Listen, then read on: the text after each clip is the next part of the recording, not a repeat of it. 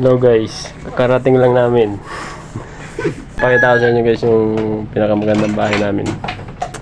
Ayan, bahay namin yan oh. Ayan ang TV oh.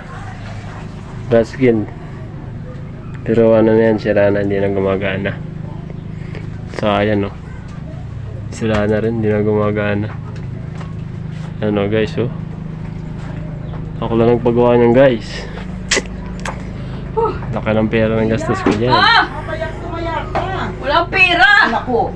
Sapat to Mama Jaja. Kumpiang 35 dyan full. Kumpiang 35? Oo. Ano kaya magandang tamaan nun? Ang maganda yung 38? Kumpiang. Ayan guys yung pinto kong ginawa oh. Ang ganda niyan. Pang ano yan eh. Pang international na pinto yan. Hindi automatic pag may napasok. Automatic na nabukas. Lalo pag malakas ang hangin. Bigla na nabukas. Guys, ito yung ano namin oh. Aba, nilagyan na mama ng ano, tabing ah. Yan yung kusina namin guys. Lutuan namin. Yan, lutuan, hugasan ng mga plato. Ano, yan.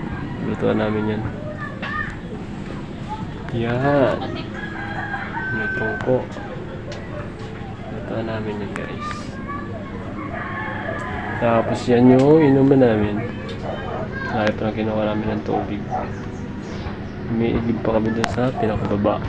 Sa taas kasi kami bundok. Bundok kasi ito guys. Kasi ito naman guys yung CR namin. Napakita ko siya namin. Sarap maligo. Sarap maligo ito, malamig. Malamig. Ito guys, pasok tayo. Wah! May shampoo na guys. May surf. Surf na, bili na kayo dyan. Mura lang yan. Hindi ka na bibilis dindahan. Puputol ka na lang dito. Iklasin mo lang dito.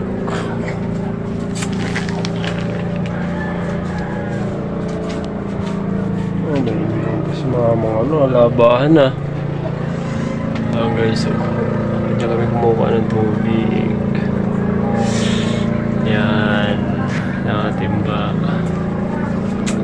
Okay. Pag alis ko, mamimiss ka na naman to. Pwede tayo isang bangko dyan. Ba't nandiyan lahat ng bangko? Ay, wala. May napakita ko pala. Kita ko pala sa'yo guys yung kwarto. Kwarto ng mama ko. Ang ganda oh. May mga nakapilang bangko. Baliktad eh. Imbis dapat sa labas yung bangko eh. Nasa loob ng kwarto. Yung bangko. Parang yung may nanay mo kuya. Itong ina yan. Oh, wow! Ang ganda. May ano pa. Ganyan kisame. May kisame pa guys.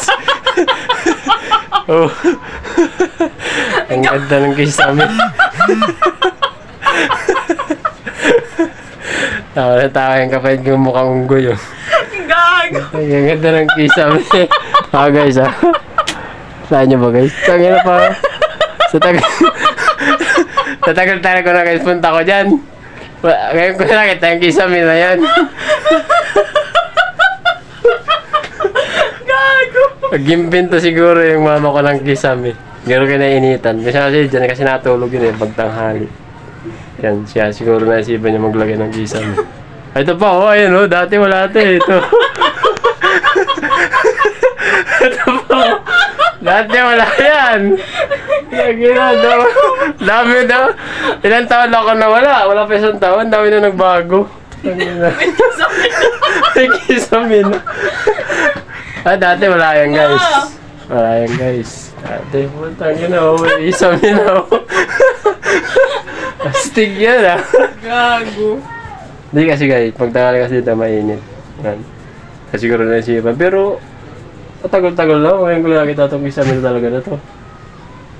Tibay pati oh, hindi pa tinauga. Tibay yan. Partner ko ng bedsheet eh. Ganda nga ng kan eh. Ganda ang combination oh. Oh. Magkaparas ang kulay oh. Bulaklakan din yun guys oh. Kaya naisipan nun eh no? Galing! Tangina, taba ng utak. Lupit mo. Wala mga kagaya. Ibang klase. Ibang klase talaga yung mama ko, no?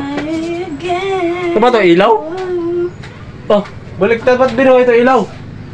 Patay yan, araw na araw pa, aga-aga pa, may ilaw na agad. Oh, anong oras pa lang? Tansya ko sa iyo, kuya. Puro ka kasi yan eh.